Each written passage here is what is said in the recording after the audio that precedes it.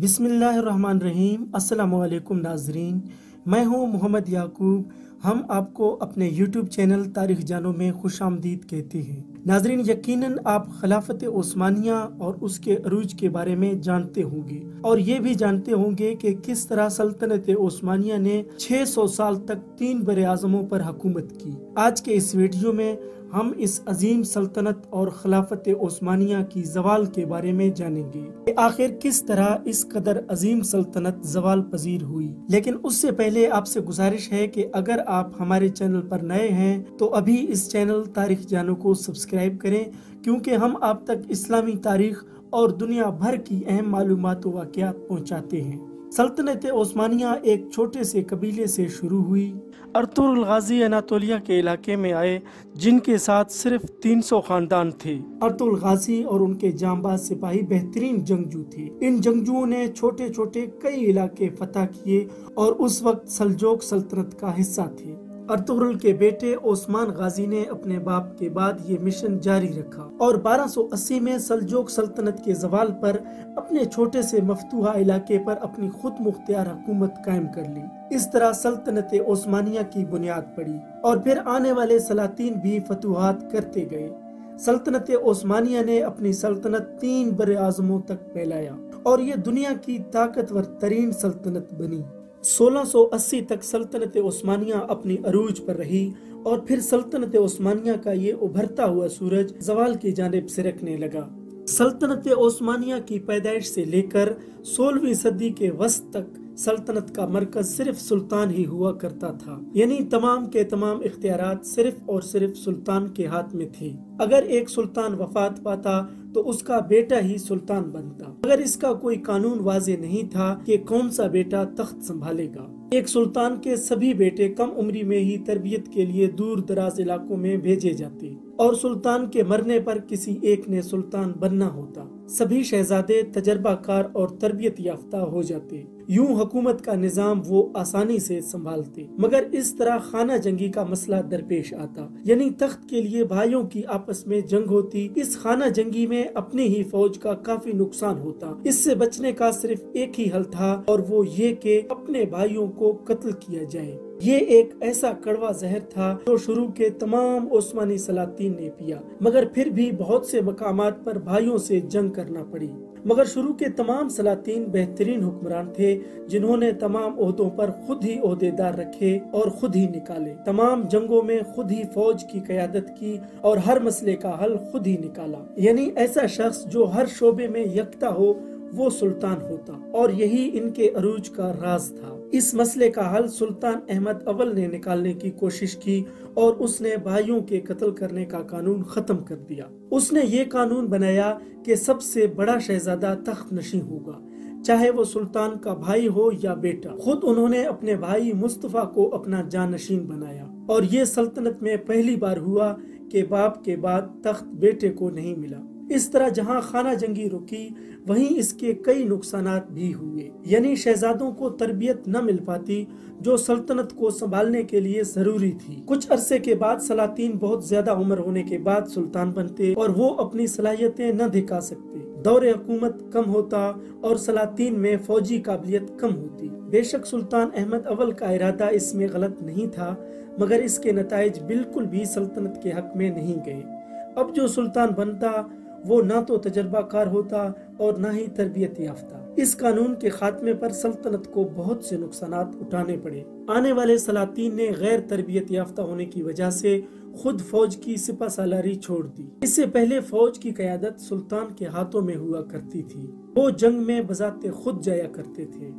अब सुल्तान पहले की तरह तजर्बाकार नहीं थे, लेकिन वो बाइख्तियार थे। मगर बाज सलातीन फौज पर काबू न पा सके। जब सुल्तान मुकम्मल तौर पर ताकतवर न थे तो बहुत से ओहदेदार रिश्वतों और सिफारिशों से ओहदों तक पहुँचे और कई ओहदेदार फौज ने अपनी मर्जी से लगवाए।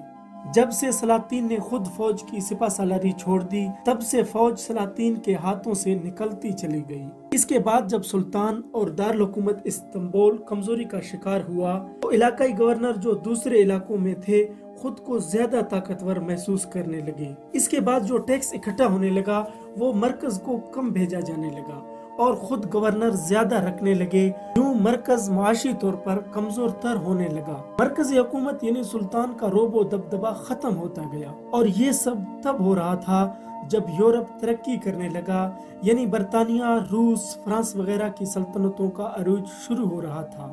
شروع میں سلطنت کی دولت اور خزانے کے بہت بڑے حصے بے شمار ہونے والی جنگوں میں سے مال غنیمت کے طور پر آتے تھے، مگر آہستہ آہستہ عثمانیوں کی یہ آمدنی کم ہوتی گئی۔ ایک تو جنگ کرنے پر بہت اخراجات آتے تھے، مگر اس جنگ کے بے نتیجہ ہونے پر فوائد حاصل نہ ہوتے، خزانے کا ضیاع ہوتا، اور دوسرا سلطنت بہت بڑی ہو چکی تھی، تو جو علاقے فتح کرنے ہوتے وہ دارالحکومت استنبول سے بہت دور تھی، لہٰذا جنگی اخراجات بڑھتے چلے گئے اور مال غنیمت کم سے کم تر ہوتا گیا، اور سلطنت مزید بڑھنا بند ہو گئی۔ ایک دوسری وجہ جو سلطنت کی معاشی صورتحال کی خرابی کی وجہ بنی، جو 1700 عیسوی کے ارد گرد کے دور میں شروع ہوئی، وہ عثمانی کرنسی کی قدر تھی۔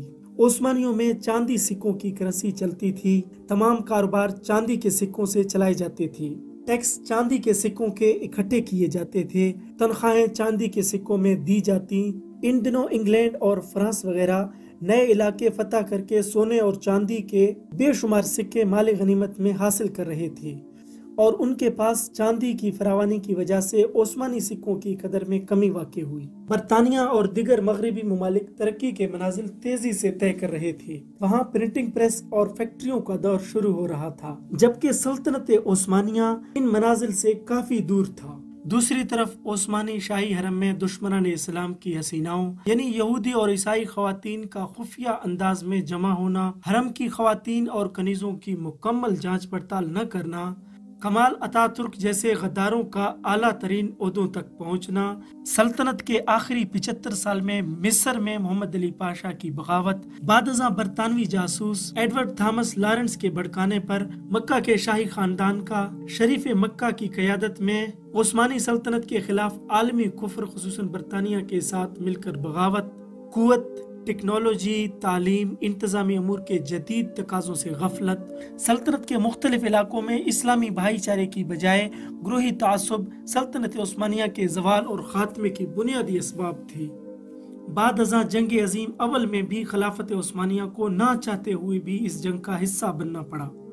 اس جنگ میں عثمانوی فوج کو لاتعداد محاذوں پر بلا وجہ اپنی قوت برباد کرنا پڑی، جس سے نہ صرف فوج تباہ ہوئی بلکہ ترک قوم بھاری قرضے تلے دب گئی۔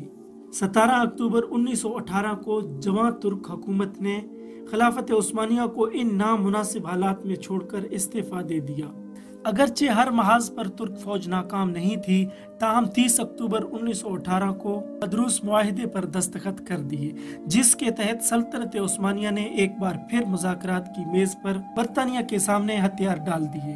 معاہدے کے مطابق سلطنت عثمانیہ مکہ اور مدینہ، یمن، شام، عراق اور لیبیا سے دستبردار ہوگی، اور سلطنت عثمانیہ کے کئی علاقوں کو اتحادیوں نے اپنے قبضے میں لے لیا، اور سلطنت عثمانیہ کی تمام بندرگاہیں، ریلوے اور اسٹریٹجک اہمیت کے حامل خطے اتحادی افواج کے قبضے میں چلے گئے۔ اس کے بعد کمال اتا ترک کا کھیل شروع ہوتا ہے، جو جوان ترک ہی کا ایک اہم لیڈر تھا۔ کمال اتا ترک کو مغرب اور مسلم دنیا بھی ایک عظیم لیڈر کے طور پر جانتی ہے، حالانکہ وہ اسرائیل کی آنکھ کا تارا ہے۔ اس کا ثبوت اسرائیل کے شہر بیر شیبا میں نصب اس کا مجسمہ ہے۔ سن 1908 میں جوان ترک انقلاب کے ذریعے سلطنت کی تحلیل کا سلسلہ شروع ہوا۔ 1920 میں معاہدہ سیوارس اور 1923 میں معاہدہ لوزان میں خلافت عثمانیہ کو مکمل طور پر ختم کر دیا گیا، اور یہ بات واضح ہے کہ سلطنت عثمانیہ کو ختم کیے بغیر اسرائیل کا قیام ممکن نہیں تھا۔ ترکی کو جنگ میں دھکیل کر فلسطین کا قبضہ برطانیہ کو دلایا گیا، جس سے اسرائیل کے قیام کی بھی راہ ہموار ہوئی، اور اربوں کی تیل کی دولت پر تسلط رکھنا بھی مغرب کے لیے آسان ہو گیا۔ اور دلچسپ بات یہ ہے کہ اس جنگ میں جرمنی کو چھوڑ کر کسی اور مملکت کی حدود میں کوئی قابل ذکر تبدیلی نہیں آئی، مگر 3 براعظموں پر پھیلی ہوئی سلطنت عثمانیہ کو لاتعداد حصوں میں تقسیم کر کے بالآخر خلافت عثمانیہ کو ختم کیا گیا۔ اس کے بعد خلافت عثمانیہ تو مکمل طور پر ختم ہوئی، لیکن ملک ترکی کئی پابندیوں کے ساتھ ایک نیا رخ اختیار کر گیا۔ मुस्तफ़ा कमाल पाशा ने अपने मंसूबे को मुकम्मल तौर पर नाफिज कर दिया और इस्लामी खतों से मुल्क को बिल्कुल दूर कर दिया।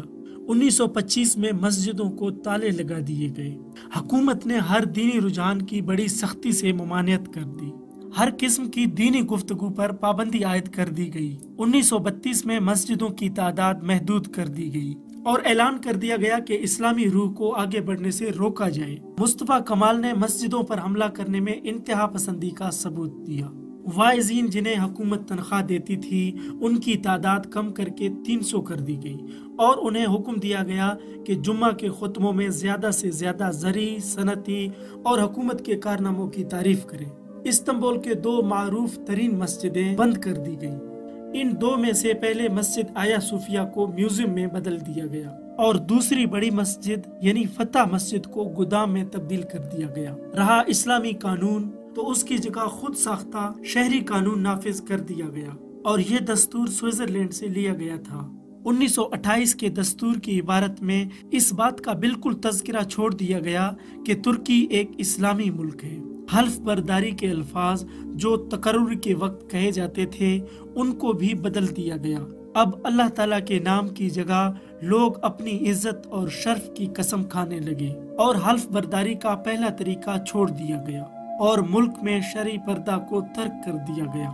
यूं अजीम खिलाफत उस्मानिया सलातीन की कमजोरियों और साजिशों का शिकार होकर जवाल पजीर हुआ, लेकिन इस्लाम ने एक दिन पूरी दुनिया पर गालिब आना है जो कि आकर रहेगा इंशाअल्लाह। मिलते हैं एक और वीडियो के साथ। अपना ख्याल रखिए। अल्लाह हाफिज।